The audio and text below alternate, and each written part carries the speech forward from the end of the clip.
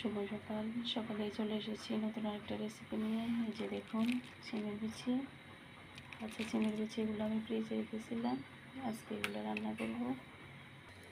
দেখুন, প্রথমে আমি চিংড়ির বিচিগুলোকে সিদ্ধ বসিয়ে দিয়েছি, এর মধ্যে লবণ, হলুদ, মরিচ সব দিয়ে দিয়েছি।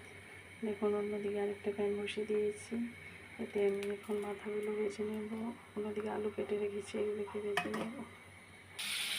দেখুন, যে চিংড়ির বিচিটা আমি সিদ্ধ বসিয়েছি ওটার মধ্যে আমি মশলাটা দিয়ে দেবো। এখন আমি আলুগুলো ভেজে নিয়েছি, আমার মাছের মাথাগুলো ভাজা হয়ে গেছে, এগুলো নামিয়ে নেব। দেখুন, আমার ডালগুলো সিদ্ধ হয়ে গেছে।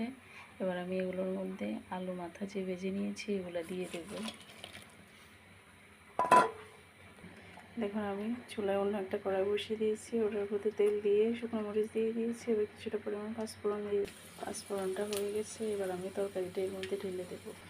দেখুন, তরকারিটা এর মধ্যে আমি ঢেলে দিয়েছি, এটা আমার প্রায় হয়ে গেছে। এবার জাস্ট একটু ধনিয়া পাতা দিয়ে নামিয়ে নেব এটুকুই। দেখুন, ধনিয়া পাতা দিয়ে আমি তরকারিটা নামিয়ে নিয়েছি, অন্য একটা হাঁড়িতে ঢেলে নিয়েছি। দেখতে কতটা সুন্দর হয়েছে। এগুলো অনেকে অনেকভাবে রান্না করে, আমি এভাবে রান্না করলাম। দেখতে কেমন হয়েছে অবশ্যই কমেন্টে লিখে জানাবেন। ধন্যবাদ সবাইকে। ভালো থাকুন, সুস্থ থাকুন।